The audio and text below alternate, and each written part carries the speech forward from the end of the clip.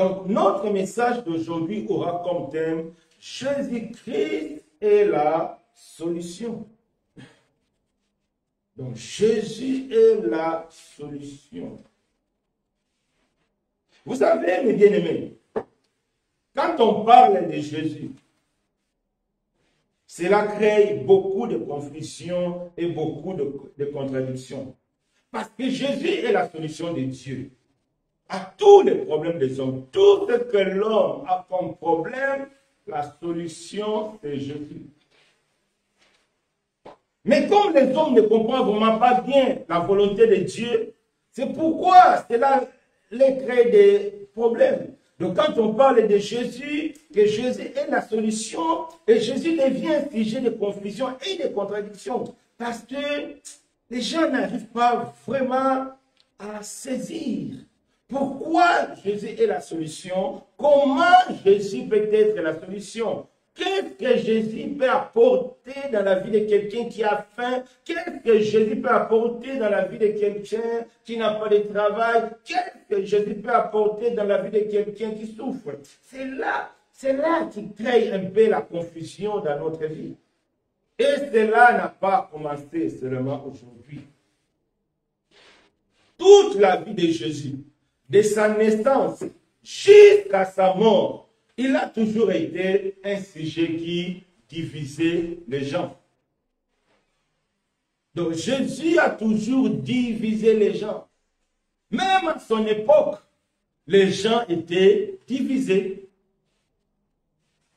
Même à son époque, d'autres croyaient en lui, d'autres ne croyaient pas en lui, parce qu'il était vraiment un sujet qui crée la confusion. Jésus est vraiment un sujet qui crée la confusion. Jésus est vraiment un sujet qui crée la contradiction parce que l'homme n'arrive pas vraiment à comprendre. Mais comment à un seul homme, Dieu peut résoudre tous les problèmes de l'humanité. Et ça dépasse l'intelligence de l'homme et ça dépasse la compréhension de l'homme. Et il y a toujours deux camps qui se présente quand on parle de Jésus. Un camp est pour lui, un camp est contre lui. Les gens qui sont pour Jésus, c'est les gens vraiment qui ont compris qu'en Jésus, il y a la solution. Mais pour ceux qui n'ont pas compris qu'en Jésus, il y a la solution, c'est là que ça crée des contradictions. Et pour d'autres personnes, en tout cas, Jésus ne peut pas être la solution pour tous les problèmes. Mais moi, je vous dis aujourd'hui, Jésus est la solution de Dieu pour tous les problèmes. Jésus est la solution de Dieu pour toute l'humanité, pour tous les soucis des hommes. Sur la terre, là, c'est Jésus qui est la solution. Et pour mieux comprendre comment Jésus a toujours divisé, prenons nos Bibles dans le livre de Luc 2, verset 34. Luc 2, verset 34. Luc 2. Luc, oui. Écoutons bien ce que Dieu nous dit à travers ce passage. Nous lisons notre Seigneur Jésus-Christ. Oui. Siméon le bénit et dit à Marie, sa mère, voici cet enfant est destiné à amener la chute et le relèvement de beaucoup en Israël, et à devenir ainsi qui provoquera la contradiction. Amen. Je ne sais pas si vous avez compris. Siméon rempli du Saint-Esprit. Siméon avait un œil prophétique. Siméon a dit à Marie, voici ton bébé, le bébé que toi tu me ramènes. C'est que toi-même tu vois bébé, il va provoquer la chute de beaucoup de personnes et le relèvement de beaucoup de personnes. Il sera un signe qui va provoquer la contradiction.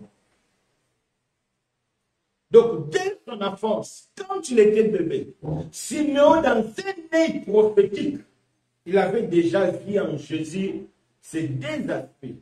Pour les uns, ça sera pour la chute, et pour les autres, c'est pour le relèvement.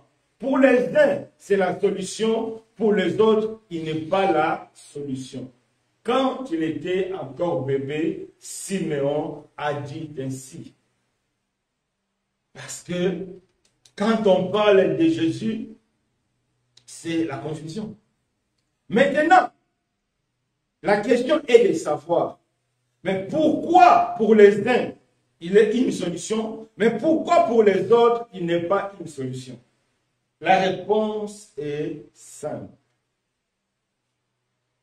Parce que pour que Jésus-Christ soit une solution pour toi, il faut d'abord comprendre l'origine de tes soucis.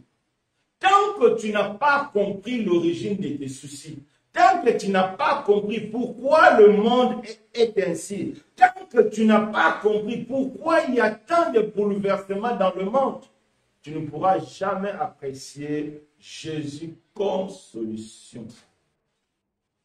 Donc, pour que Jésus soit une solution pour toi, pour que Jésus soit une solution pour ta vie, il faudra d'abord, la première des choses, comprendre l'origine de tes problèmes, l'origine des problèmes de l'humanité. Parce que beaucoup ne comprennent pas.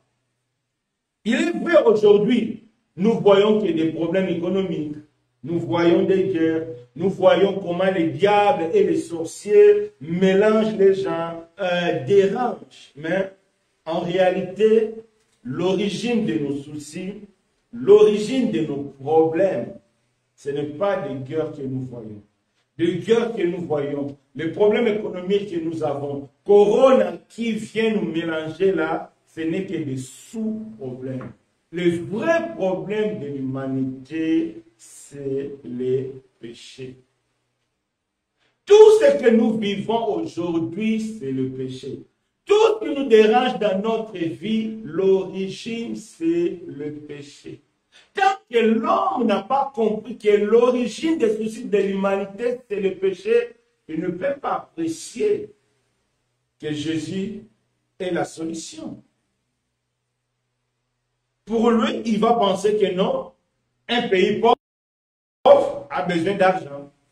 Un pays riche a besoin de encore beaucoup de richesses. Oui, là, c'est ce que nous voyons.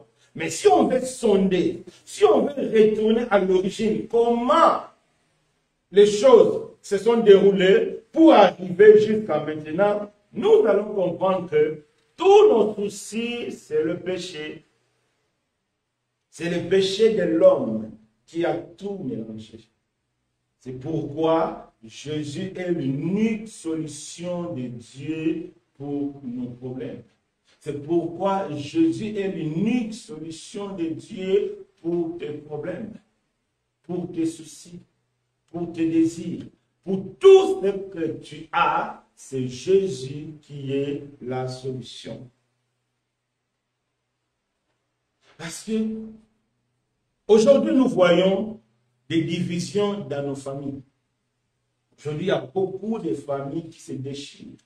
Beaucoup de familles qui sont divisées. Quelle est l'origine de ces divisions-là?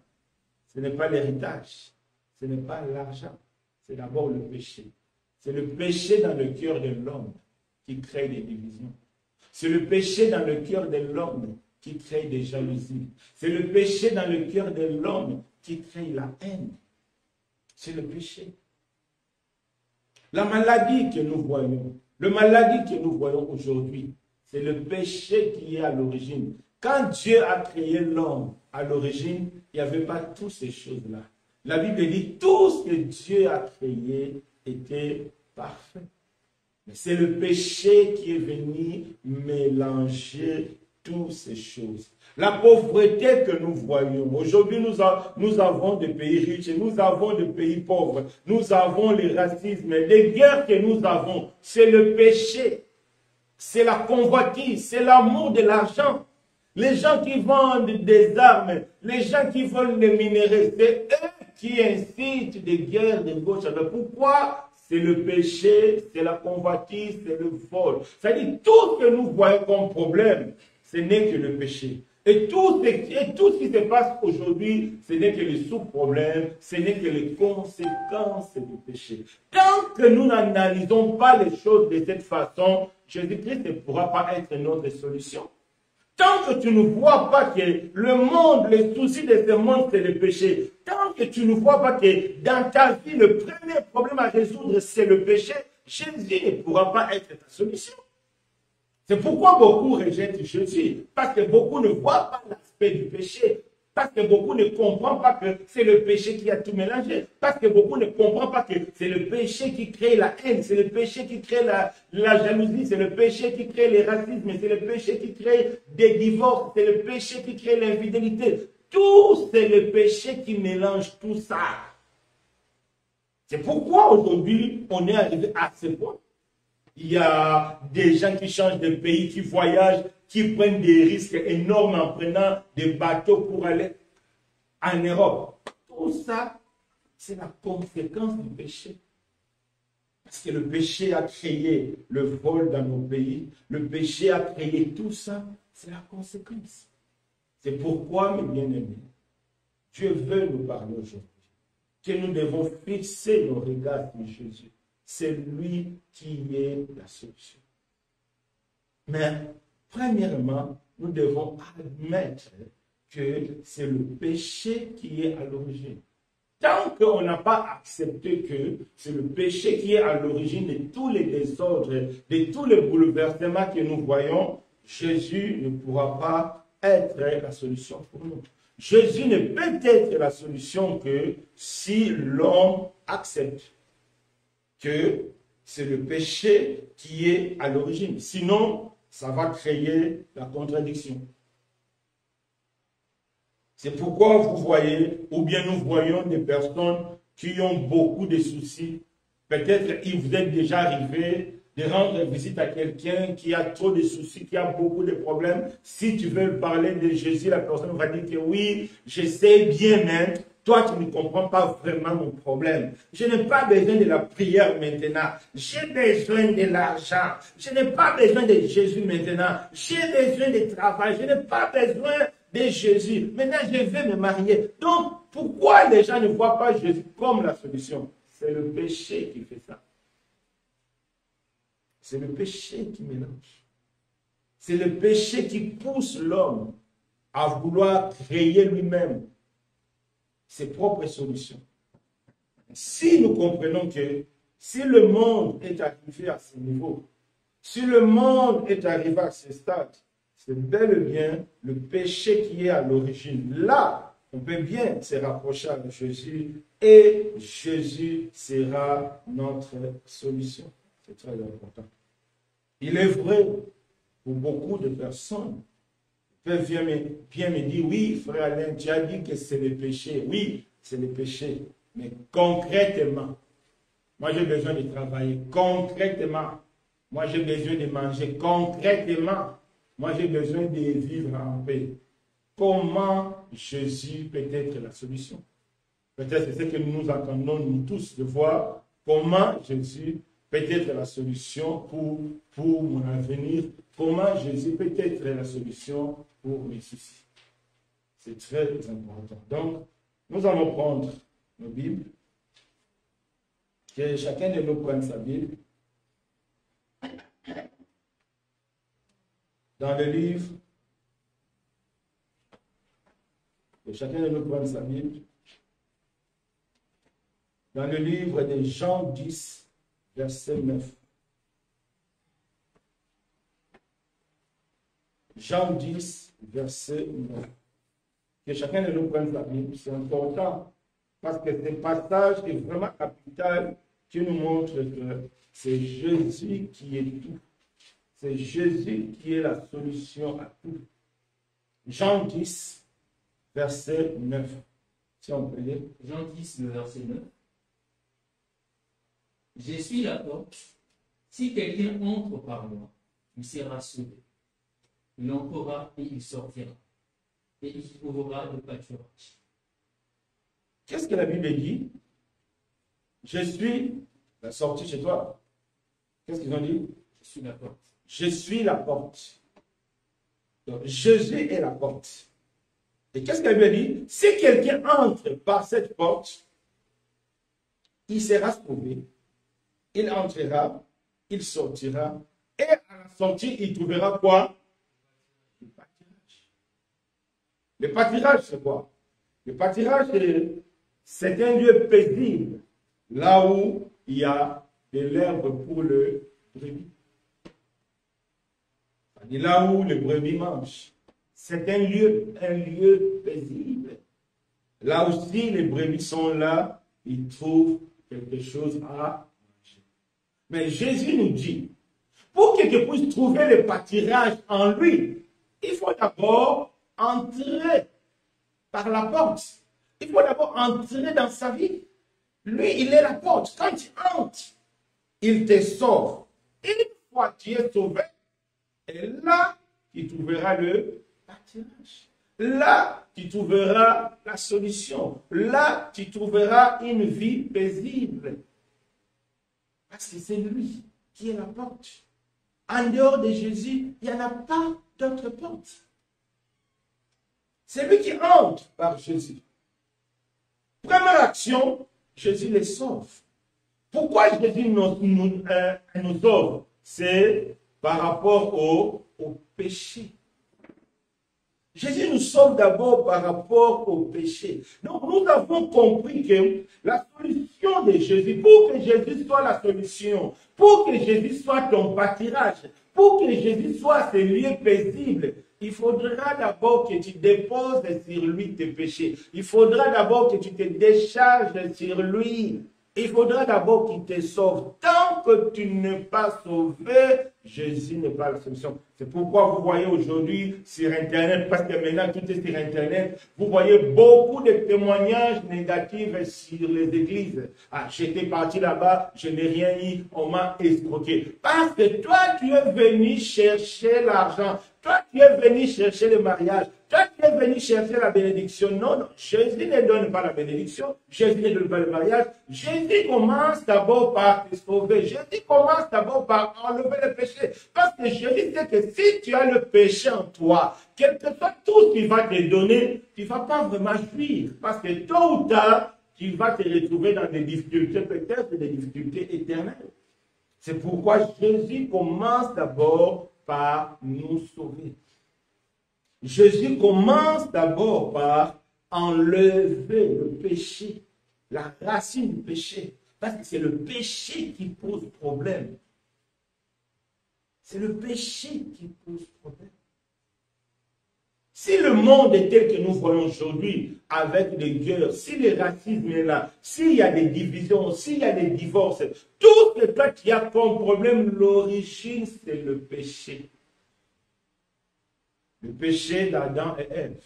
C'est ça l'origine. Alors, Dieu a envoyé Jésus comme solution pour nous sauver. Sauver veut dire quoi? Nous délivrer du péché. Nous délivrer de la force du péché. Et une fois tu es délivré de la force du péché, ce n'est qu'à ce moment-là que Jésus sera vraiment la solution à nos problèmes quotidiens. Tant que le péché est en toi, tu ne pourras pas comprendre la grâce de Dieu. Tu ne pourras pas apprécier la solution de Jésus dans ta vie à cause du péché. Donc, premier obstacle, pourquoi beaucoup de personnes ne voient pas en Jésus la solution? C'est à cause du péché. Parce que quand tu as le péché, quel que soit ce que tu as, quel que soit les danses matérielles que toi tu as, le péché, tôt ou tard, finira par te rendre malheureux. Tôt ou tard. C'est seulement question du temps. Tôt ou tard, le péché nous rendra malheureux. C'est pourquoi Jésus commence d'abord par nous délivrer du péché. Une fois qu'il nous délivre du péché, c'est là où il va maintenant nous conduire dans le vrai pâturage. C'est là où il va nous permettre de vivre en paix. C'est très important. Prenons nos Bibles. Acte 16, versets 25 à 29. Prenons bien ce passage. Acte 16, versets 25 à 29. Acte 16, versets 25 à 29. Lisons notre Seigneur Jésus-Christ. Vers le milieu de la nuit, Paul et Silas priaient et chantaient le louange de Dieu. et le prisonnier les entendait. Tout à coup, il s'est fait un grand tremblement de terre, en sorte que le fondement de la prison furent ébranlés. Au même instant, toutes les portes s'ouvrirent et le lien de tout le prisonnier fut rompu. Les geôliers se réveilla, et lorsqu'il vit le port de la prison ouverte, il tira son épée et allait s'étuer, pensant que le prisonnier s'était enfui. Mais Paul cria d'une voix forte: ne t'ai fait point de mal, nous sommes tous ici. Alors les geôliers, ayant demandé de la lumière, entra précipitamment et se jeta tout en tremblant aux pieds de Paul et de Silas. Il le fit sortir et dit: Seigneur, que faut-il que je fasse pour être sauvé? Paul et Silas répondirent: crois au Seigneur Jésus-Christ, et tu seras sauvé, toi et ta famille. On s'arrête là. Je ne sais pas si vous avez compris l'histoire. Paul et Silas étaient en prison, des prisonniers. Mais étant en prison, ils chantaient, ils louaient Dieu. Et prisonniers, ils chantaient, ils louaient Dieu. Tout à coup, il y a eu un tremblement de terre. La Bible dit que le fondement de la prison était ébranlé, c'est-à-dire tout était renversé. La porte était ouverte, le chaîne était rompu. Le geôlier, c'est lui qui gardait la prison. Dès qu'il a vu que les prisonniers, surtout Paul et là, c'est eux qui étaient les prisonniers à surveiller. Dès que le geôlier a compris que leur chaîne était rompue, pour geôlier, c'est fini. Paul et Silas ont pris la fuite. Ça, c'est la réaction normale de tout prisonnier. Si la porte de la prison s'ouvre, la première réaction de tout bon prisonnier, c'est de fuir. Parce qu'il est en prison. Mais à la grande surprise des geôliers, Paul et Silas n'ont pas fui. Mais quand geôlier a vu seulement que leur chaîne était rompue, qu'est-ce que geôlier a fait? Il a pris l'épée pour aller se suicider. Il a voulu se suicider. Comment toi tu es geôlier, fonctionnaire de l'État? Il avait la famille, parce que la Bible parle aussi de sa famille. Pourquoi il devait aller se suicider? Et nous comprenons que quand tu as le péché dans ton cœur, tant que Jésus n'a pas encore enlevé le péché, tôt ou tard, le péché te ramènera à faire des choses qui vont te causer du tort. Tôt ou tard.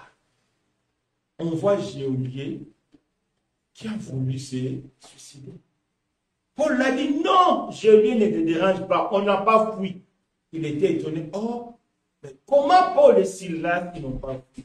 Parce que Paul et Silas, ils ont compris que leur liberté, ce n'est pas parce que la porte de la prison est ouverte, non. Leur liberté ne dépend que de Jésus.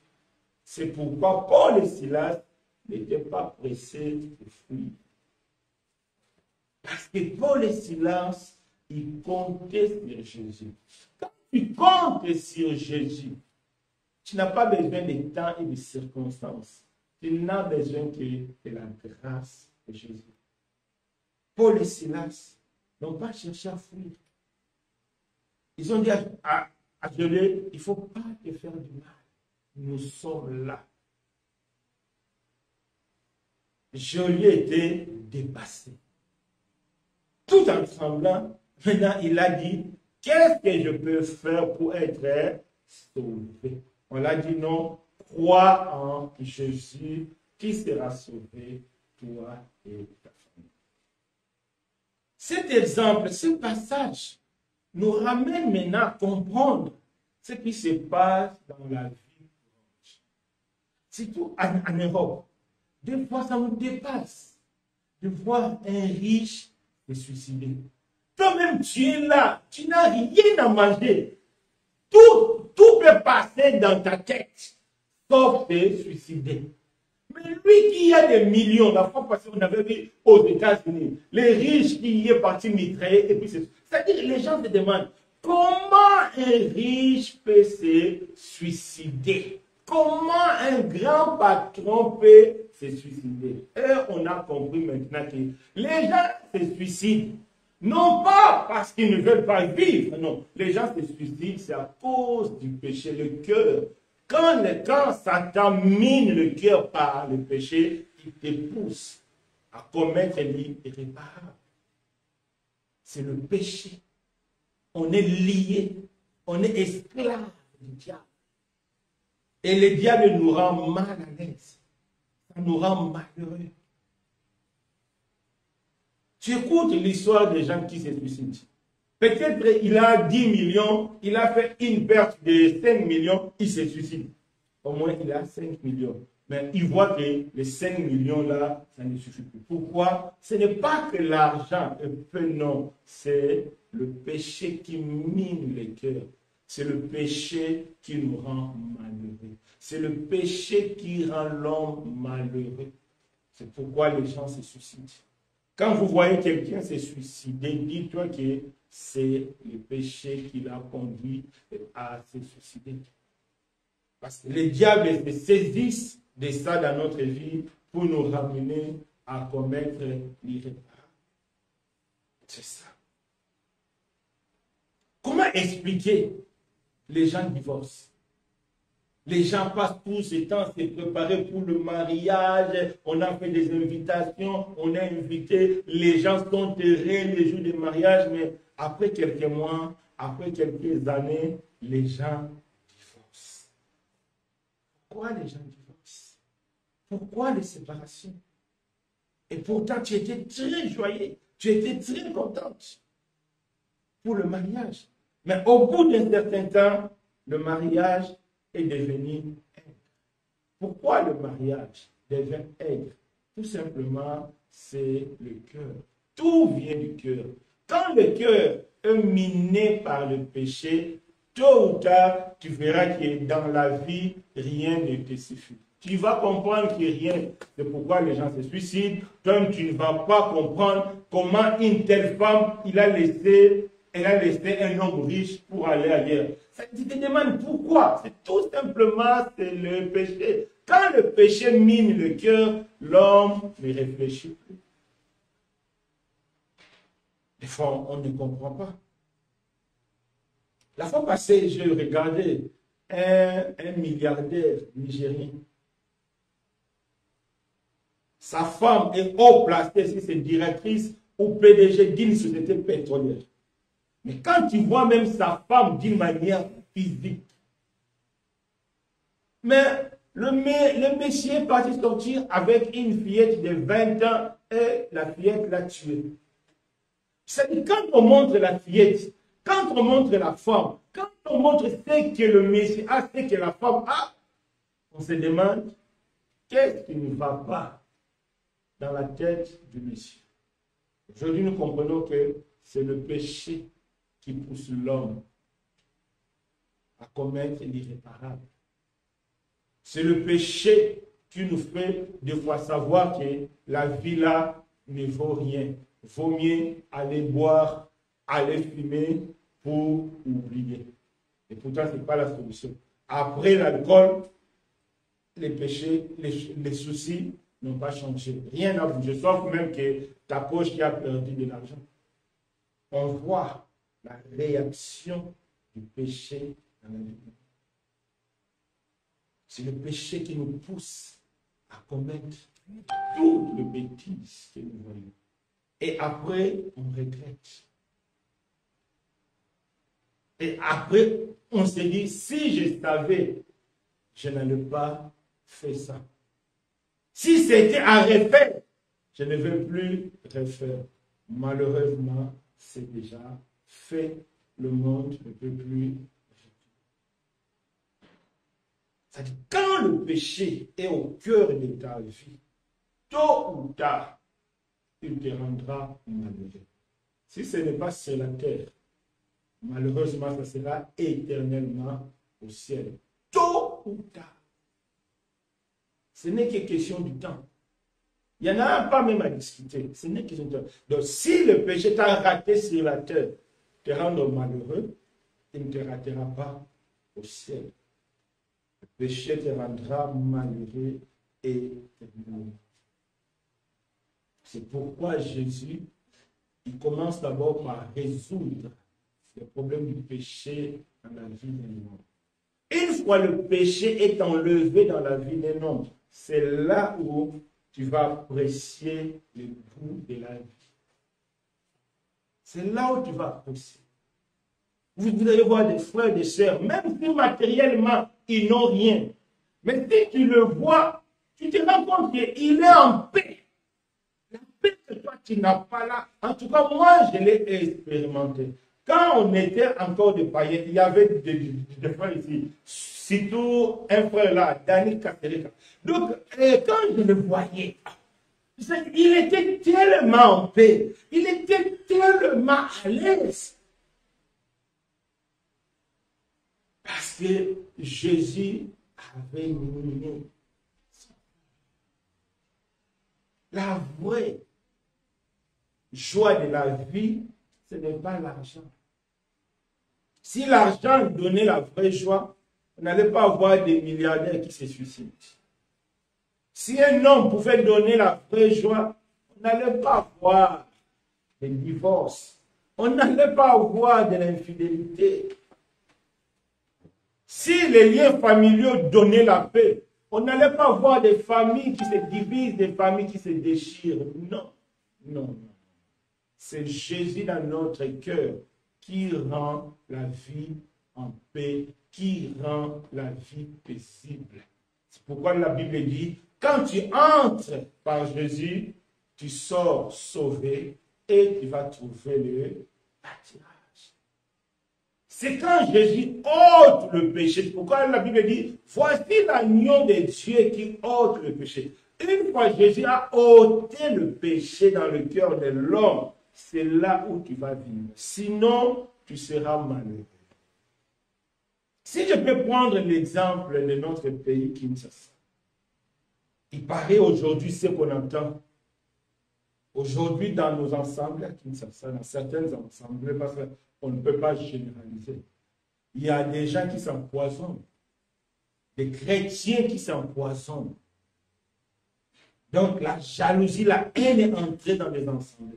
Les autres vont dire que oui, mais toi qui as dit que c'est Jésus qui donne la paix. Mais pourquoi ces ensembles-là, il y a des empoisonnements, la jalousie? Mais bien aimé, Jésus n'est pas dedans.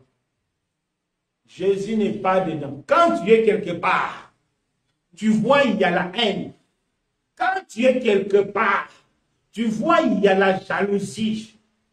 Quand tu es quelque part, il y a des divisions. Même si tu vois la louange comme un concert de Michael Jackson, Jésus n'est pas dedans. Jésus n'est pas dedans. C'est pourquoi on voit la conséquence que nous voyons. Parce que c'est impossible. Un cœur qui a Jésus et la personne va haïr l'autre. La Bible dit, comment tu peux aimer le Dieu que tu ne vois pas et haïr ton prochain que tu vois? C'est que tu es menteur. C'est que tu n'es pas vrai. C'est que Jésus ne réside pas dans ta vie. C'est que Jésus ne réside pas dans ta vie. C'est que la Bible dit. C'est impossible que Jésus réside dans ton cœur, que tu puisses développer la haine, que tu puisses développer la jalousie, que tu puisses développer des divisions. Partout là où il y a des divisions, c'est que le diable est passé par là. Le diable est passé par là. Il n'y a pas de division sans que le diable entre quelque part. Non, le diable est entré quelque part. Dans toutes les divisions. Et quand Jésus passe, Jésus, il est celui qui rassemble. Jésus, il est qui met l'harmonie. Jésus, il est qui met la paix. Jésus, il est qui donne le goût de la vie. Même si matériellement, il n'y a rien. Même si financièrement, il n'y a rien. Quand Jésus règne au milieu de vous, il va donner la paix. C'est pourquoi la Bible dit, il donne la paix. La paix que le monde ne peut donner. C'est pourquoi vous voyez des bonnes églises comme les églises bibliques. La Bible dit il n'y avait pas de pauvres, c'est-à-dire les riches qui étaient là, ils contribuaient, c'est-à-dire les riches venaient avec leurs richesses Il donnait à chacun. Il n'avait pas peur de devenir pauvre. Non, parce que c'est la paix de Jésus. Parce que c'est Jésus qui comble le cœur. Un cœur qui est vide. Un cœur qui ne cherche que le matériel. Un cœur qui n'est pas satisfait de sa condition de vie. C'est que c'est un cœur, Jésus n'habite pas. Jésus n'habite pas. C'est pourquoi la Bible parle de contentement. Un chrétien se contente de ce qu'il a. Pourquoi? Parce que c'est Jésus qui comble le besoin. Quand le besoin n'est pas comblé, ça ne marche pas. Prenons un passage. Luc 23, verset 12. On va voir. Luc 23, verset 12. Luc 23. Lisons bien ce passage. Luc 23, le verset 12, nous lisons l'Ancien. Ces jours même, Pilate et Hérode devinrent amis. La Bible dit, ils étaient copains. oui, donc, la Bible dit, ces jours-là, Pilate et Hérode deviennent amis, les ennemis qu'ils étaient auparavant. Donc nous comprenons que Pilate et Hérode, vous connaissez Pilate et Hérode, c'était nous de procès de Jésus avant la crucifixion. Donc Pilate et Hérode étaient des ennemis jurés. Vous voyez en politique, hein, il y a trop d'ennemis parce que Dieu n'est pas dedans. Ils étaient des ennemis jurés. Mais seulement parce que Jésus était célèbre, il est venu chez l'autre. Le fait seulement que Jésus soit au milieu de Pilate et Hérode, la Bible dit ils sont devenus des amis. Mais comment expliquer le cœur d'un chrétien que Jésus est dedans? La personne a du mal à être fidèle à son mari, a du mal à partager, a du mal à aimer.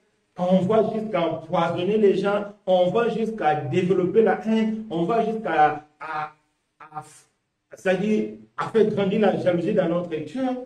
Nous comprenons que Jésus n'est pas encore passé par là. Jésus n'est pas passé par là. Comme j'avais dit hier, les journaux qui écrivent que ces derniers temps, il y a un taux élevé de divorces de chrétiens. Les gens-là ne sont pas des chrétiens. Ce n'est pas possible. Ce sont des personnes qui fréquentent les assemblées. Ce sont des personnes qui viennent chanter, qui crient Alléluia, Alléluia, Alléluia. Mais au fond, ils n'ont pas encore Jésus dans leur cœur. Pourquoi ils divorcent? Pourquoi ils sont infidèles? Parce que Jésus n'est pas passé par là. C'est impossible. C'est impossible que Jésus traverse une vie. Si Jésus traverse un couple, même si l'un a péché, l'autre va pardonner. C'est ça la vie de Jésus. Parce que Jésus donne vie, oui, Jésus donne vie. La Bible dit, si toi tu ne pardonnes pas, Dieu aussi ne te pardonnera. Jésus donne vie. C'est Jésus qui est la solution. La paix que tu cherches, l'harmonie que tu cherches, la tranquillité que tu cherches, c'est Jésus qui peut te donner. Mais pour que Jésus te donne cette tranquillité, il faut d'abord qu'il te sauve. Il faut d'abord que tu déposes sur lui tous tes fardeaux. Il faut que tu déposes sur lui tous tes péchés. Tant que tu n'es pas sauvé par Jésus, tu ne pourras pas aussi jouir de sa grâce. C'est impossible. C'est impossible. C'est pourquoi on voit tout ça, les taux de chrétiens élevés, les taux de chrétiens suicides élevés, les taux de désordre élevés. Tout simplement, ces personnes-là n'ont pas encore déposé leur fardeau à Jésus. Bien qu'ils fréquentent les assemblées, bien qu'ils prient, bien qu'ils gênent, au fond, Jésus n'est pas dedans. Jésus n'a pas encore traversé leur cœur. Et même, ils n'ont pas encore traversé la porte de Jésus. C'est pourquoi ils ne sont pas sauvés. C'est pourquoi ils n'ont pas de pâturage. Regardez la femme adultère. Les pharisiens sont venus pour lapider la femme. Ils ont dit à Jésus, Moïse a dit de telle femme devait être lapidée. Jésus a dit, d'accord, c'est lui qui n'a pas encore commis le péché qui jette la première pierre. Parce que Jésus interpelle. Même si ton mari a commis une faute, même si ta femme a commis une faute, si tu veux aller au-delà de la loi de Dieu, Jésus va t'interpeller. La présence de Jésus interpelle. Tu vas voir la personne qui était énervée, du coup, elle fait marche en arrière. Parce que Jésus l'a interpellé. Toi aussi, tu es coupable. C'est ça, Jésus. Et l'harmonie va retourner dans la famille. Parce qu'il est le prince de la paix. Il est le prince de la paix. Comment un prince de la paix peut être dans ton cœur? Toi, tu vis dans l'angoisse. Toi, tu vis dans la tristesse. Toi, tu vis dans la souci et dans les soucis. Ce n'est pas possible. Aujourd'hui, c'est Jésus qui fait défaut dans le cœur de beaucoup de personnes qui se disent chrétiens. C'est pourquoi il y a trop de désordre dans le milieu du chrétien. Il y a trop de désordre. Parce que Jésus n'est pas dans le cœur. Parce que Jésus n'a pas la place. D'autres personnes, ils ont Jésus, mais ils ont légué Jésus dans un coin là-bas. Jésus, toi tu restes là-bas. Laisse-moi vivre ma vie. Laisse-moi faire tout ce que je veux. Et résultat, un comportement qui dépasse la personne. On se demande, mais comment telle personne qui prie, il fait de telles choses? Des chrétiens qui se chamaillent, des chrétiens qui se battent, la haine. Il n'y a plus le goût de la vie. Parce que Jésus n'est pas dedans. Parce que Jésus n'est pas. L'exemple de Pilate et d'Hérode nous montre que là où Jésus traverse, Jésus laisse des traces. Le diable aussi laisse des traces. Dans la vie de quelqu'un, tu vas savoir que non, ici, là, c'est le diable qui est passé. Ici, là, c'est Jésus qui est passé. Parce que Jésus laisse des traces, le diable aussi laisse des traces. Que chacun de nous sonde sa vie. Quelles sont les traces que tu manifestes? Est-ce que les traces que tu manifestes dans ta vie, c'est les traces que Jésus a laissées? Que cela interpelle chacun de nous. Que chacun de nous réfléchisse. Comment expliquer des parents qui ont voulu avoir des enfants, après des années, on voit un papa qui disparaît ou bien une maman qui quitte la maison? C'est ça le péché dans l'homme. Quand tu as le péché, l'homme ne sera jamais satisfait. C'est pourquoi nous voyons dans nos pays quelqu'un qui est au pouvoir des années et des années, il refuse. Si même il pouvait demander la vie éternelle, il va rester au pouvoir aussi éternellement. Pourquoi? Parce que c'est le péché. Tant que tu as le péché, tu ne seras jamais satisfait. Un riche qui cherche toujours à devenir riche, qui vole le pauvre, qui maltraite le pauvre. Pourquoi? Et pourtant, il est riche. Un PDG qui touche 10 000 $, un huissier qui touche 30 €, mais il vole quand même dans les 30 € encore. C'est le péché. Tant qu'il y a le péché dans le cœur de l'homme, tu ne seras jamais satisfait. Parce que le but du péché, c'est de te rendre malheureux. Tôt ou tard. Que Dieu nous fasse grâce à revenir à Jésus. Parce que c'est lui qui est la solution. Parce que c'est lui qui donne la paix. C'est lui. En dehors de lui, il n'y a pas d'autre solution.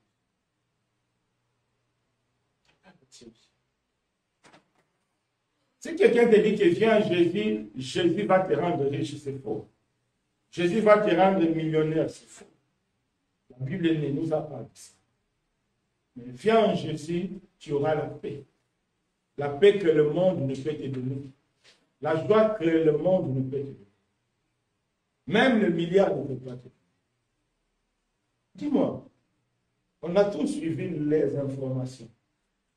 Qui pouvait imaginer que le monsieur qu'on appelait Jackson, là, Michael Jackson, ne dormait pas? Qui pouvait imaginer ça?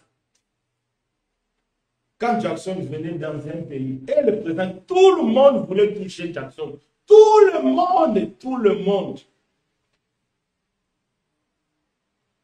Qui pouvait imaginer que le monsieur-là dormait par des piqûres?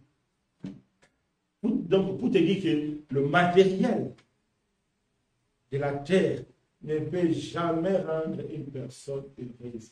Jamais. Tu peux avoir l'impression que tu es heureux. Mais en réalité, tu ne l'es pas. Le résultat, c'est tous les scandales que nous voyons. Tous les scandales que nous voyons. Parce que Jésus n'est pas dans le cœur. C'est Jésus qui est la solution. Personne d'autre. Tenons nos Bibles. Jean 8, verset 24. Jean 8, verset 24. Jean 8, verset 24. C'est pourquoi je vous ai dit que vous mourrez dans vos péchés. Car si vous ne croyez pas ce que je suis, vous mourrez dans vos péchés. Ici, Jésus s'adressait aux pharisiens. Si vous êtes les lecteurs de la Bible, vous allez voir, s'il y a parmi les personnes que Jésus a créé bien la confusion et la contradiction, c'était des pharisiens. Dans la Bible, c'est eux qui s'opposaient à Jésus. Et ce passage nous montre pourquoi ils s'opposaient à Jésus.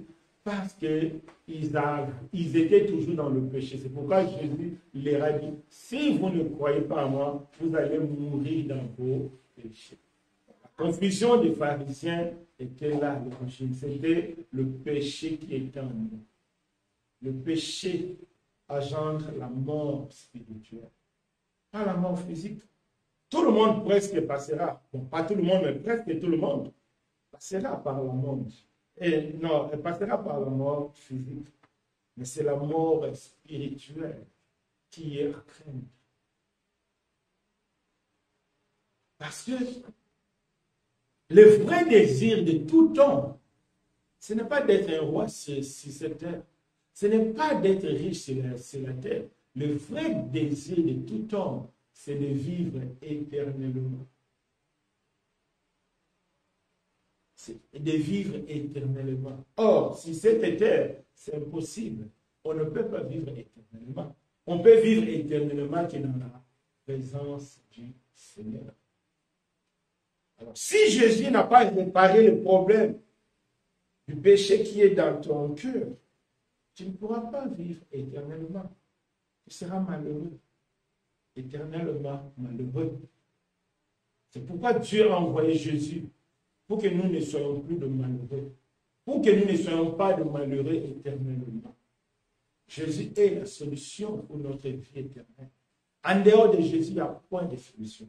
Aucune religion, aucune prière, aucun prophète ne peut ôter tes péchés. Seul Jésus qui peut ôter tes péchés. Et pour que Jésus enlève tes péchés, il faut que tu acceptes. Il faut que tu ramènes à lui. Il est la porte. Il faut que tu viennes entrer volontairement. Tu dis, Seigneur, me voici devant toi, comme Zachée a fait. La Bible dit, Zachée, il était un vrai voleur, un vrai bandit, un vrai criminel économique de l'époque. Mais quand tu l'as vu, Jésus, quand il est entré par la porte de Jésus, la Bible nous dit, Zachée était prêt à diviser sa richesse par deux. Donc vous imaginez, c'est celui qui a passé tout son temps à voler. Du coup seulement, il est prêt à diviser sa richesse par deux. Du coup seulement, il est prêt à payer 4 fois. S'il a fait du mal à quelqu'un, c'est-à-dire, Zachée était prêt à redevenir pauvres. Pourquoi? Parce que Zaché a compris que le matériel n'est pas une priorité dans la vie d'un homme. Bien qu'on a besoin pour acheter le pain, bien qu'on a besoin pour acheter nos maisons, pour acheter la nourriture, mais ce n'est pas une priorité numéro un. Parce que la Bible dit, un jour Dieu va détruire tout ça. Mais ton âme vivra éternellement. C'est pourquoi Jésus a dit, pour que tu passes dans mon pâturage, il faut d'abord que je te sauve. Tant que Jésus ne t'a pas sauvé, tu ne pourras pas jouir de la grâce de Jésus sur la terre. C'est impossible. Et les gens qui refusent d'être sauvés, pourquoi on voit des suicides? C'est pourquoi on voit les combats, pourquoi on voit la jalousie. Tout le mal que nous avons, c'est parce que les gens ont refusé Jésus. C'est tout. Il n'y en a pas d'autre solution. Les gens qui vont se retrouver en enfer, ce n'est pas qu'ils vont faire plus de mal que toi et moi, non. Les gens vont se retrouver en enfer tout simplement parce qu'ils ont refusé Jésus comme la solution. C'est tout. Il n'y en a pas d'autre chose. Il n'y en a pas. Si c'est pour le vol, nous tous, on se retrouvera en enfer. Si c'est pour le mensonge, nous tous, on se retrouvera en enfer. Même Abraham, David et tous. Abraham a menti, David a commis l'adultère, Moïse a désobéi, Isaac a menti, et tous, ils ont commis des fautes. Paul, l'orgueil montait en lui, c'est pourquoi même Dieu n'a pas voulu les guérir. Mais si aujourd'hui ce monde, Dieu nous le présente comme des modèles, c'est à cause de la grâce. C'est la grâce de Jésus qui transforme. C'est la grâce de Dieu. Toi qui me suis à distance, quel que soit ce que tu es, quel que soit ce que tu fais, quelle que soit la couleur de tes péchés, la couleur de ta vie, viens Jésus. Il est la porte. Entre en Jésus. Il va te sauver. Et il te fera passer par le verre pâturage. C'est important. C'est Jésus. Jésus change. Prenons le cas de Anne. Anne, la mère de Samuel. Anne était stérile. Sa rivale l'a dérangée. Sa rivale se moquait d'elle. Anne était dérangée, Anne pleurait. Mais quand Anne a pris la décision de monter dans la présence du Seigneur, quand tu lis Samuel, chapitre 2, tu vas voir Anne en train de sourire. Anne a dit, j'ai compris maintenant. Ce n'est pas la peine de pleurer. Parce que notre Dieu, c'est un Dieu qui connaît tout. Anne a compris. Parce que Dieu l'a donné Samuel plus d'autres enfants. Mais ce que Dieu a besoin, il veut d'abord que Jésus te sauve. Tant que tu n'es pas sauvé, tu ne seras pas. Mais Dieu sait que même s'il t'a donné des milliards, tant que tu n'es pas sauvé, ça ne sert à rien. Il va moisir éternellement en enfer. C'est pourquoi la richesse du monde n'intéresse pas Jésus. C'est la richesse spirituelle. Mais une fois que tu as cette richesse spirituelle, tu peux implorer la grâce de Dieu. Dieu te fait grâce. Le dimanche passé, Dieu nous a enseigné. Jésus, tout a été créé par lui et pour lui. Tout ce que toi tu désires, tout ce que toi tu cherches a été créé par Jésus et pour Jésus. Donc il peut tout te donner. En Dieu, tout est possible. En Dieu, tout est possible. Garde la foi en Jésus. Même si ça ne va pas, garde la foi en Jésus. Dieu te gardera dans la paix du Christ. On a compris. Il dit, ce n'est pas la peine de pleurer. Même stérile affrontera cette fois. Et la Bible dit, tout ce qui est arrivé, c'est pour nous servir d'exemple. Je ne sais pas quelle est la situation que tu traverses. Je ne sais pas quels sont les moments que tu traverses. Tout ce que je sais, Jésus peut te donner la vie. Tout ce que je sais, Jésus peut te donner la sourire. Tout ce que je sais, Jésus peut te donner. selon les désirs de ton cœur, il en a la capacité, il en a le moyen, il en a la volonté. Mais ce qui te demande d'abord, va décharger tes soucis chez lui. Décharge-toi à Jésus, décharge-toi à lui, lui seul, comme Anne a fait. C'est devant Dieu qu'elle est partie pleurer. Elle n'a pas tenu à rendre coup sur coup face à sa rivale, non. Elle est partie devant le Seigneur. Elle a pleuré, elle a versé des larmes, elle a tout déversé à Dieu. Et Dieu l'a dit, tu verras. Et Anne, après, elle a commencé à suivre. C'est très bien. Prenons nos Bibles. 1 Corinthiens 7. Verset 29, attendez si on peut lire vite. 1 Corinthiens 7. 1 Corinthiens 7. Verset 29 à 32. 1 Corinthiens 7, verset 29 à 32. Voici ce que je dis, frère, c'est que le temps est court. Et désormais, ceux qui ont une femme soient comme n'ayant pas. Ceux qui pleurent comme ne pleurent pas. Ceux qui se réjouissent comme ne se réjouissent pas. Ceux qui s'achètent comme ne possédent pas. Et ceux qui usent du monde comme n'en usons pas. Car la figure de ce monde passe. Or, je voudrais que vous soyez sans inquiétude. Celui qui n'est pas marqué s'inquiète de choses du Seigneur. Le moyen de pleurer au Seigneur. Donc, ce passage, Dieu, à travers ce passage, Dieu veut nous rassurer. Même si on n'a pas, dans la foi, on peut vivre comme on a. Même si on a, dans la foi, nous devons vivre comme on n'a pas. Pourquoi? Pour donner gloire à Dieu. C'est ça la foi. Dieu ne nous donnera pas tout. Ça, Dieu même n'a pas dit ça dans la Bible. Mais Dieu nous donnera la paix et la joie qui va combler. Qui va combler les besoins que tu as. Et tu verras que avoir ou ne pas avoir, c'est la même chose. C'est ça. Jésus est la solution. Parce qu'il ne donnera pas tout. Ça, c'est faux. Mais il nous donnera la paix et la joie censée de combler le manque. C'est qu'on a tant désiré, mais Dieu lui-même a jugé que ce n'est pas bon pour toi. Mais pour ne pas te laisser dans le pleur, Dieu te donnera la paix, Dieu te donnera la joie. Et tu vas vivre comme si tu en as, mais tu n'as pas. Ou bien celui qui a, il va vivre comme si il n'a pas. C'est pourquoi un riche dans le Seigneur ne peut pas se vanter. Même si Dieu t'a béni, vis comme si tu n'as pas. C'est ça, la grâce de Dieu. Et quand tu vis comme si tu n'as pas, tu donnes gloire à Dieu. Quand tu vis comme tu as, tu donnes la gloire à Dieu. C'est ce que Jésus est venu nous apporter comme solution. C'est très important. Prenons le cas de Sarah. Sarah, quand Dieu l'a dit, elle aura un fils.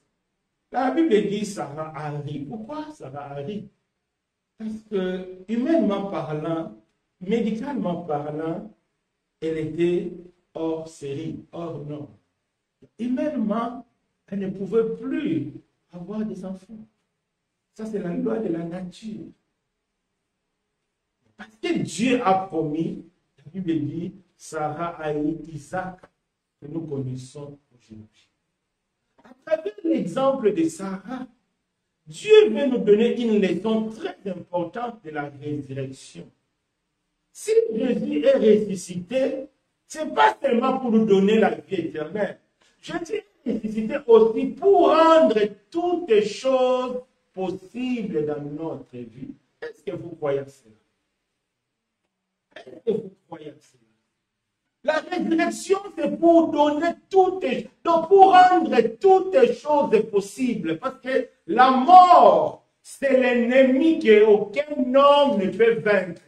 Qui peut vaincre la pauvreté, qui peut vaincre l'ignorance, qui peut tout vaincre. Mais la mort, aucune personne ne peut la vaincre. Mais la résurrection a vaincu la mort. Donc, toute chose que toi tu peux considérer comme mort, c'est-à-dire humainement parlant, c'est impossible Jésus peut rendre cela possible. Est-ce que vous croyez à cela? Jésus peut rendre cela possible. L'exemple de Sarah. La Bible dit, les seins de Sarah étaient morts, c'est-à-dire son ventre était mort. Mais Dieu a rendu le sein de Sarah. C'est ça Jésus, c'est ça la résurrection. C'est pourquoi Jésus est ressuscité. Pas seulement pour nous donner la vie éternelle, c'est aussi pour rendre toutes les choses possibles sur la terre. Tout est possible. C'est pourquoi la Bible dit, Dieu, il est celui qui nous donne une nouvelle jeunesse. C'est-à-dire, tu as passé ta jeunesse, tu as gaspillé ta jeunesse dans le péché, dans le monde, dans tout ça. Si tu viens en Jésus, Dieu peut te donner une nouvelle jeunesse. Tu peux recommencer une nouvelle, parce que la résurrection, c'est le début d'une nouvelle vie, mais dans le Seigneur. C'est ça. C'est pourquoi Jésus est la solution. C'est pourquoi vous voyez dans la Bible, les chrétiens ne se sont pas plaints comme nous aujourd'hui on pleure. Pourquoi? Parce que les chrétiens avaient compris qu'en Christ, ils avaient tout. Même s'ils n'ont pas touché ça, ils avaient ça en espérance. Tu vis comme tu n'as pas, tu vis comme tu en as. C'est ça la foi en Christ. Et la paix de Jésus comblera tout. Tu vas vivre, tu ne vas même pas sentir ce manque. Que Dieu nous fasse grâce. Il est celui qui nous donne une nouvelle jeunesse. Il est celui qui guérit toute maladie, toute infirmité. Mais nous devons d'abord passer par la porte pour être sauvés. Pourquoi beaucoup ne voient pas que Jésus est la solution dans leur vie? Parce qu'ils n'ont pas déposé tous leurs péchés en Jésus. Celui qui ne s'est pas déchargé de tous ses péchés en Jésus ne verra jamais Jésus comme une solution. Jamais. Jamais. Il ne verra jamais Jésus comme une solution. Pourquoi? C'est à cause du péché. C'est pourquoi vous voyez même d'autres chrétiens, quand tu lui dis, frère, prie, on va prier, mais. Pourquoi mais? Parce que dans sa tête, il ne pense pas que Dieu peut donner l'argent qui sort dans les néants comme ça. Non. Il ne pense pas que Dieu peut faire sortir quelque chose dans les néants. Non. C'est le péché. Mais celui qui a la foi, la Bible dit, tout ce qui est impossible à l'homme est possible à Dieu. Dieu a la capacité de tout faire. Des fois, mon fils me pose la question, est-ce que Dieu peut faire ça? Je lui réponds, je lui dis de manière simple. Tout ce que toi, tu peux imaginer dans la tête, Dieu peut le faire. Tout. Au-delà même de ce que tu ne peux même pas imaginer, Dieu peut le faire. C'est pourquoi Jésus est la solution. C'est pourquoi Jésus est la solution. Celui qui se confie en Jésus, il aura une vie disciplinée. Il aura une vie organisée. Il va bien gérer son argent. Même dans la pauvreté, il sera toujours dans la joie. Prenons ça vite, on va lire. Oui, le temps est passé. On va lire ça pour voir. Quand tu es dans le Seigneur, même dans la pauvreté, tu seras dans la joie. 2 Corinthiens 8, verset 1 à 3. 2 Corinthiens 8, verset 1. 2 Corinthiens 8, verset 1, verset 3. Oui. Nous vous faisons connaître, frères, la grâce de Dieu qui est manifestée dans les églises de la Macédoine, à travers la grande épreuve de leur affliction. Leur joie débordante et leur pauvreté profonde ont produit avec abondance le riche.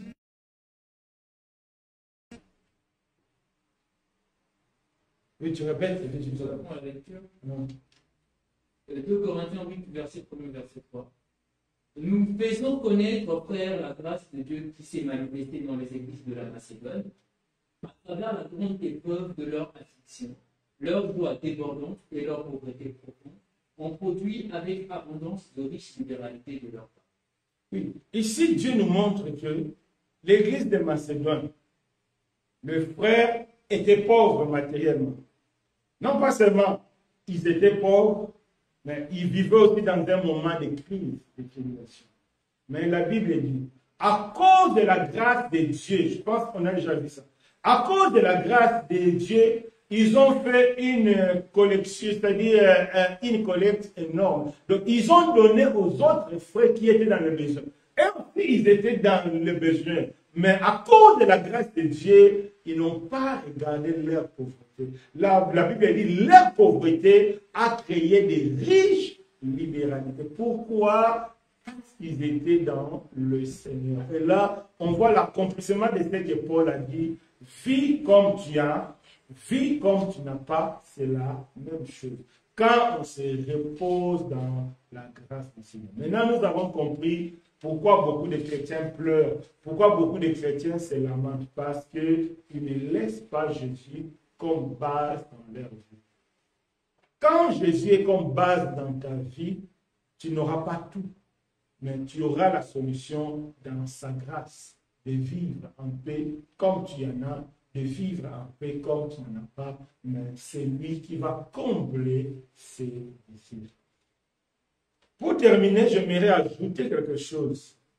Ces derniers temps, on a beaucoup parlé avec d'autres personnes sur le fait d'être dérangé par les démons, par l'envoûtement, par des malédictions de famille. Ces choses existent.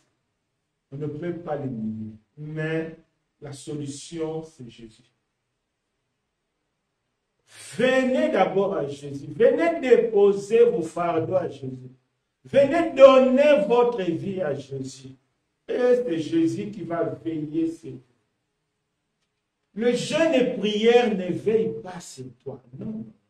C'est Jésus qui nous garde. C'est lui qui est conscient qu'il est dérangé la nuit par des maris d'ennemis, par des démons, par des mauvais rêves. La solution, c'est Jésus. Donne-toi à Jésus, à 100% Jésus. C'est Jésus qui veille sur toi. C'est Jésus qui est la solution, pas autre chose. Que personne ne te trompe, va chercher l'huile d'olive, va chercher le sel, va chercher quelque chose, mets l'offrande, mets ta dîme, mets ceci. Et non, ça ne va pas te protéger. C'est Jésus qui protège. C'est Jésus-Christ en nous qu'on a la capacité de refouler quelle que soit l'armée des démons.